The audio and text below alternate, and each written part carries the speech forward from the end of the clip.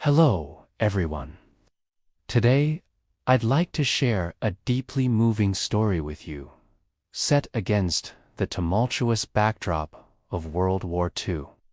This narrative, titled The Librarian's Quiet War, transports us to occupied Paris, immersing us in the life of a young woman who finds an unexpected battleground amidst the city's hidden literary treasures. It explores themes of family bonds, raw emotion, enduring love, and the unique sense of loneliness that war can inflict. I hope Anne's journey resonates with you as much as it does with me. The librarian's quiet or the grand, echoing halls of the National in Paris, once alive with the soft rustle of turning pages and the murmured conversations of scholars, were now mostly silent. Only the whisper of dust motes danced in a weak sunlight, filtering grudgingly through the tall, shadowed windows. For me, 20-year-old Anne, that silence was a constant, oppressive presence, a stark, painful reminder of my profound, aching loneliness.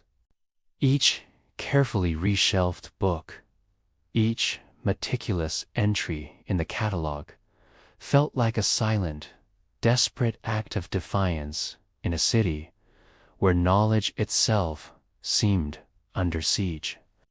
Before the war, my life here had been a quiet symphony of intellect and deep contentment.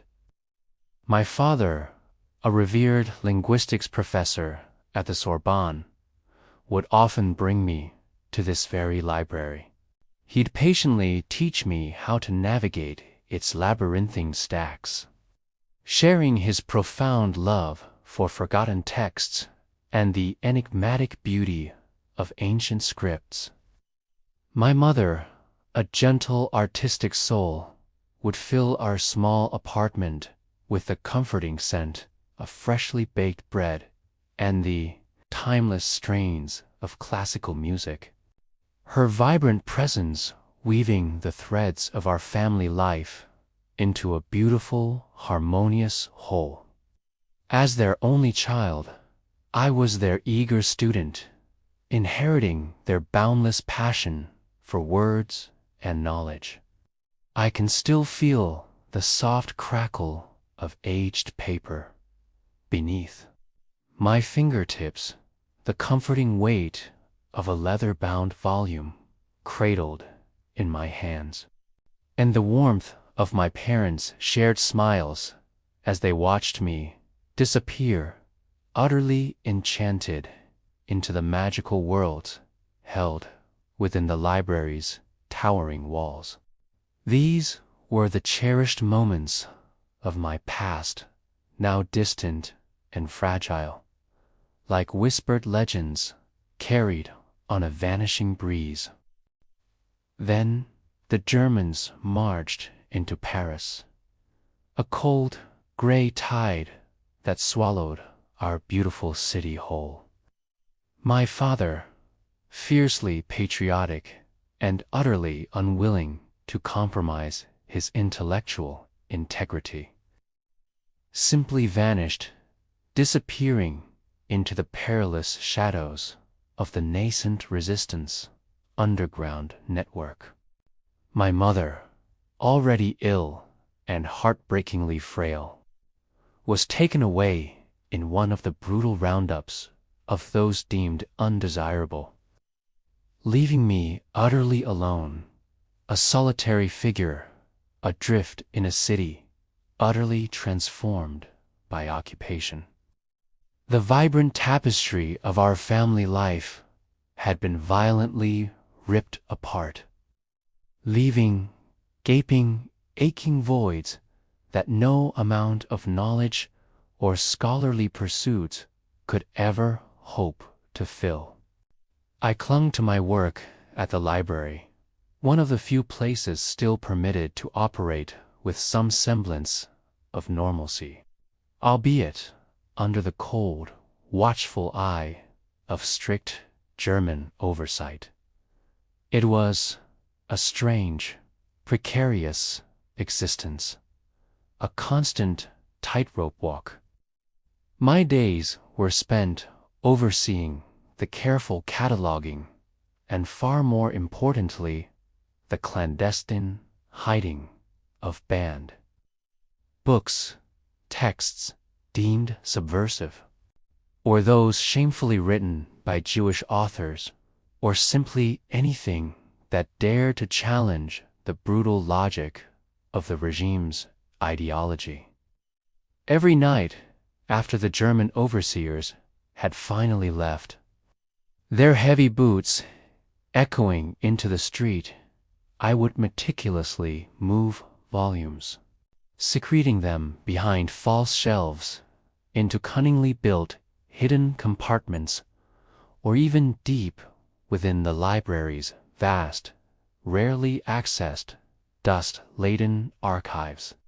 This was my quiet war, fought not with guns, but with dust and paper, driven by a fierce, burning loyalty to the truths contained within these precious books.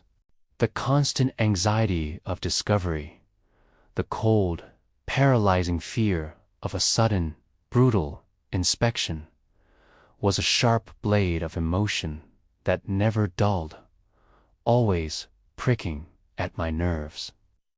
My only tenuous connection to the outside world, beyond the immediate danger of my subversive work, was forged through a shared, silent ritual with a young German officer, Oberleutnant Dieter Klein. He was assigned to oversee the library, ensuring no problematic literature circulated among the Parisian populace.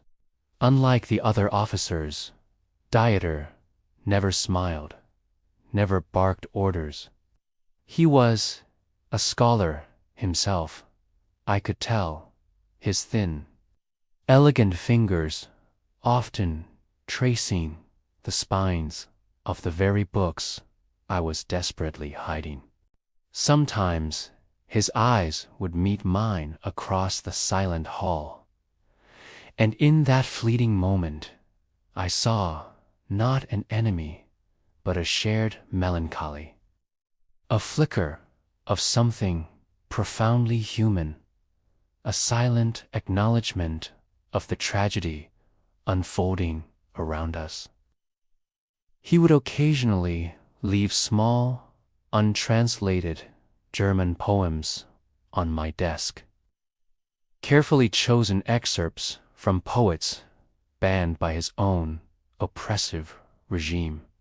I would leave a single, equally carefully chosen, equally subversive French poem in return, placed subtly on his designated table, a silent, dangerous dialogue, a lifeline forged in shared vulnerability. This shared intellectual rebellion was a peculiar, unbidden form of love, born not of passion, but of mutual respect and a defiant, desperate clinging to the beauty of words in a world that sought so brutally to silence them. One bitter winter afternoon, the library was unusually, eerily empty.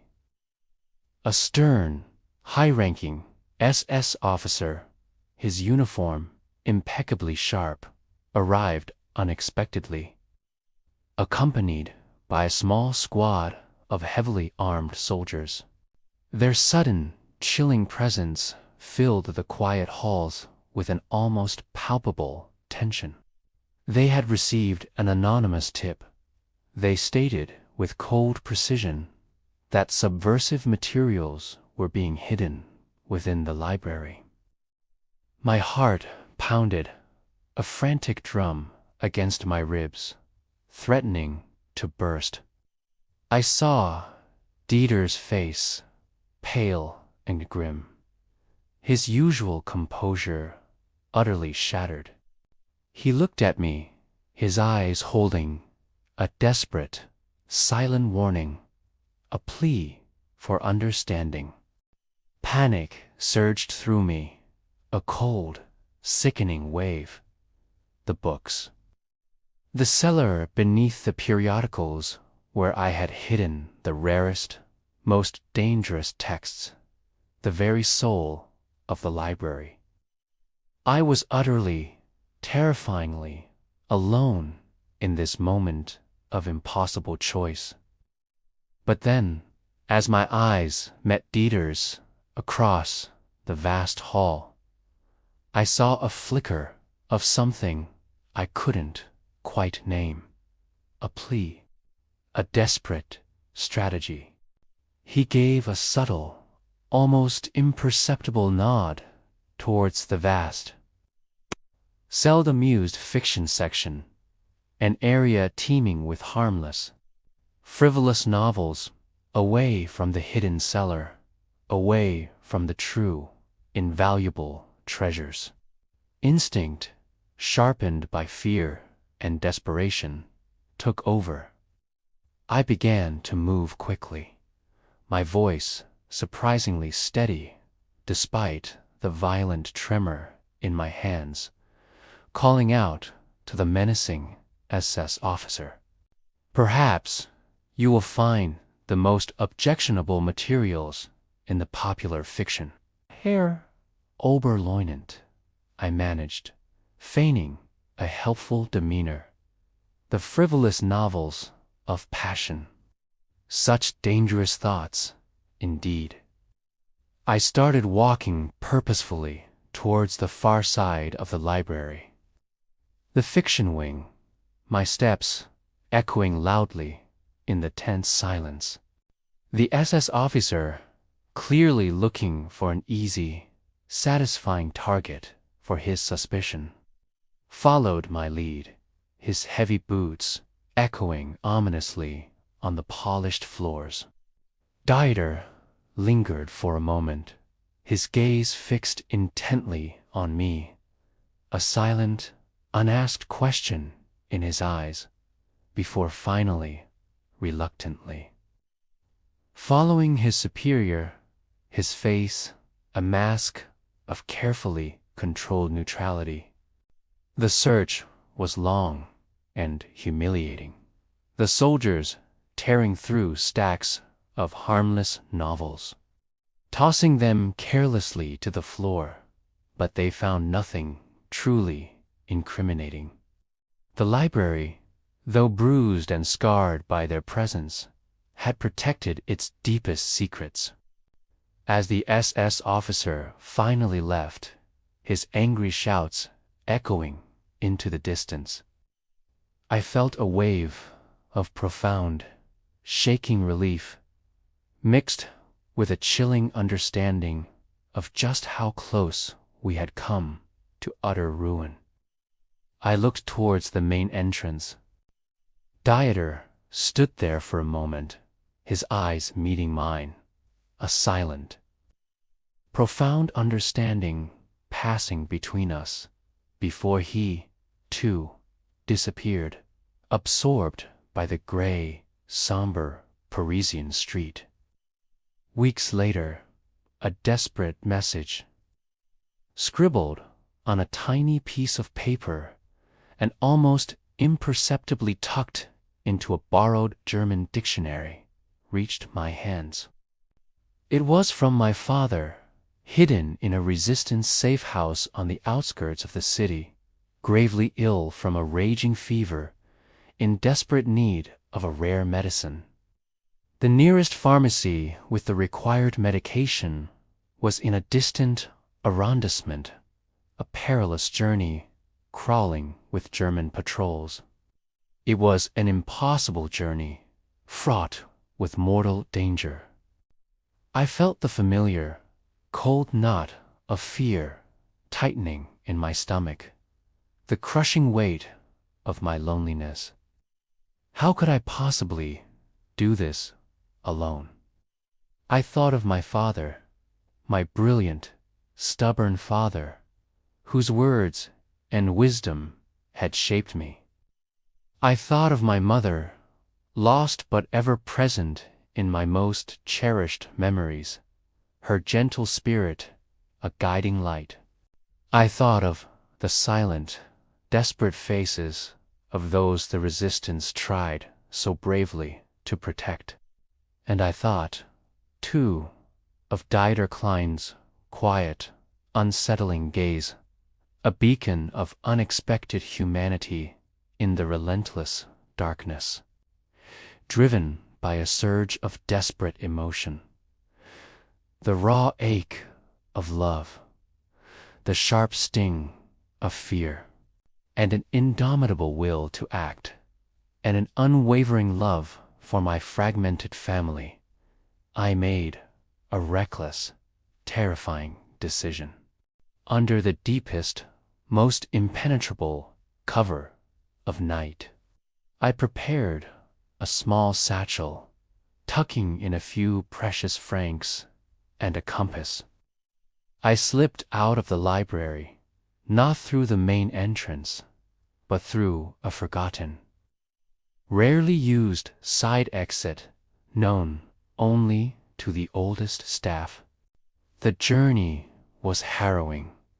I navigated the dark, occupied streets, my small figure blending into the shadows, narrowly avoiding patrols, my heart a frantic drum against my ribs.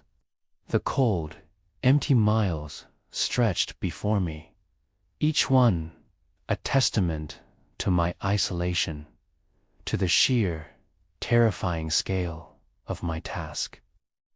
As dawn approached, a thin, icy light creeping tentatively over the Parisian rooftops, exhausted and trembling from the cold and pervasive fear, I reached the outskirts of the distant arrondissement. There, ahead on the street, I saw a lone figure, Dieter Klein, overseeing a small German checkpoint, his breath pluming in the frigid air. He spotted me. My breath hitched in my throat, a silent gasp of terror. I expected immediate capture, summary punishment, the brutal end to my desperate mission. Instead, his gaze fell to my satchel, then to my desperate, tear-streaked face. He said nothing, his face impassive, revealing nothing, but simply stepped aside. His movement subtle, almost imperceptible. He gestured with a slight, almost imperceptible tilt of his head towards a less guarded alleyway. A shadowed path he clearly knew would bypass the main checkpoint and lead directly to the pharmacy.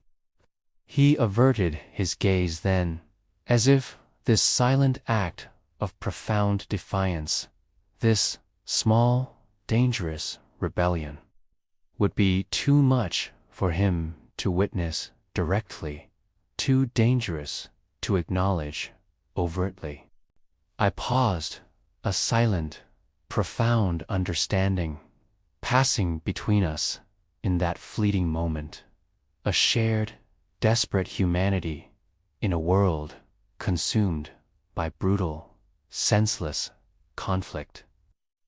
I slipped past him, disappearing into the pre-dawn mist, my heart thumping with a complex mix of fear and overwhelming gratitude. I reached the pharmacy, secured the life-saving medicine, and, against all odds, my body aching with exertion, but my spirit soaring with triumph, I made it back to my father's safe house. His life was salvaged by my immense courage and an unexpected, almost miraculous act of compassion from a man who should have been my enemy. Months later, the sounds of distant battle grew louder, swelling into a hopeful, terrifying roar. News came, first in hushed whispers, then in triumphant shouts, of the Allied liberation of Paris. The fighting was fierce, a joyous, chaotic explosion of freedom and celebration. One morning, amidst the tumultuous festivities, I found a small, leather-bound book on the steps of the library, a volume of Rilke's poetry, a poet Dieter admired. Tucked inside, I found a single, faded photograph of a young woman with kind, weary eyes. Presumably, Dieter's family. He was gone, swept away by the relentless tide of war, leaving only this quiet, profound testament to his own hidden love and fragile humanity. A silent, poignant farewell. Paris would eventually heal, slowly, painstakingly, from the deep, ugly scars of occupation. My father would return to the Sorbonne, though forever changed by his ordeal. The family I yearned for would remain broken, incomplete, but the spirit of resistance, fostered in the quiet corners of the library, would bloom anew, stronger than ever. I would never forget the suffocating loneliness I had carried, the raw, visceral emotion of my constant fear, the profound love that had driven me through the darkest hours, and the silent, utterly unexpected compassion of a stranger on the other side of the conflict.